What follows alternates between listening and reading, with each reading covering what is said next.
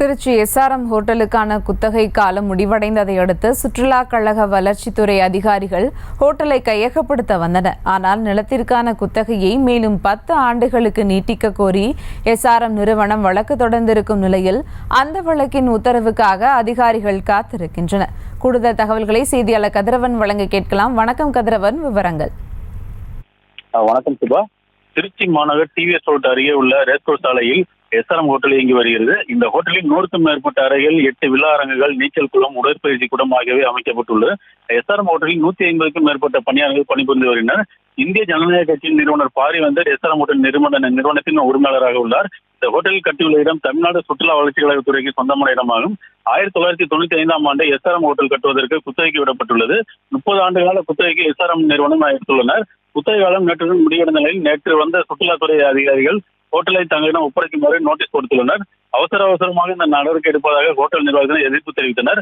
இந்த நிலையில் இன்று காலை 10 மணியில் தமிழ்நாடு சுற்றுலா வளர்ச்சி கழகத்துறையினர் 10க்கும் மேற்பட்ட அதிகாரிகள், மாவட்ட வருவாயாளர் ராஜலட்சுமி உள்ளிட்ட அதிகாரிகள் எஸ்ஆர்எம் ஹோட்டலில் போலீசார் பாதுகாப்புடன் ஹோட்டலை விட்டு வெளியேறுமாறு அறிவுறுத்தினர். ஆனால் உடனே எப்படி வெளியேற முடியும் என்று அவர்கள் வாக்குவாதத்தில் ஈடுபட்டனர். இது குறித்து ஹோட்டல் நிர்வாகம் சார்பில் வழக்கறிஞர் கூறும்போது, நேற்று நோட்டீஸ் கொடுத்துவிட்டு இன்று வெளியேறுமாறு அறிவுறுத்தினர்.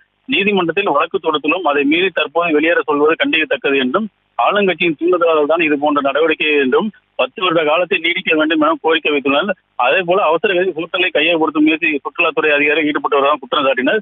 இதனிடையே பாதுகாப்பு காரணங்களாக ஹோட்டல் முன்பு 50க்கும் மேற்பட்ட போலீசார் பாதுகாப்பு பணியில் ஈடுபட்டுள்ளனர். ஹோட்டலின் உள்ளே யாரையும் அனுமதிக்காமல் இருப்பதால் ஐஜேகே மாவட்ட தலைவர்கள் செல்வகுமார், ரகுபதி உள்ளிட்ட பாஜகவினர் ஆர்ப்பாட்டத்தில் ஈடுபட்டனர். மேலும் ஹோட்டலின் நுழைகேட்டு முன்பு போலீசார் பூட்டியதால் பிஜேபி மற்றும் ஐஜேகே சேர்ந்தவர்கள் வாக்குவாதத்தில் ஈடுபட்டனர். மேலும் ஐஜேகே சேர்ந்த பெண்கள் உள்ளிட்ட சோதனை குறித்து உள்ளே வந்தனர்.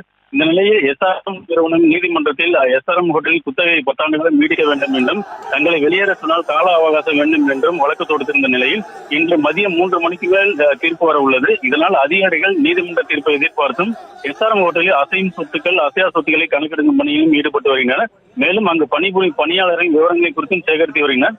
தற்போது எஸ்ஆர்எம் ஹோட்டலில் ரஷ்ய வெளிநாட்டு தூதர் மற்றும் ரஷ்ய நாட்டை சேர்ந்த அரசு அதிகாரி 25க்கும் மேற்பட்டோர் உள்ளிட்ட 150க்கும் மேற்பட்ட இந்த ஹோட்டலில் தங்கியுள்ளனர். தற்போது இந்த நீதிமன்ற தீர்ப்பை எதிர்பார்த்து அதிகாரிகள் காத்திருக்கிறார். சுபா, விவரங்களுக்கு நன்றி கதிரவன். செய்திகளை உடனுக்குடனும் துல்லியமாகவும் தெரிந்து கொள்ள சப்ஸ்கிரைப் பண்ணுங்க.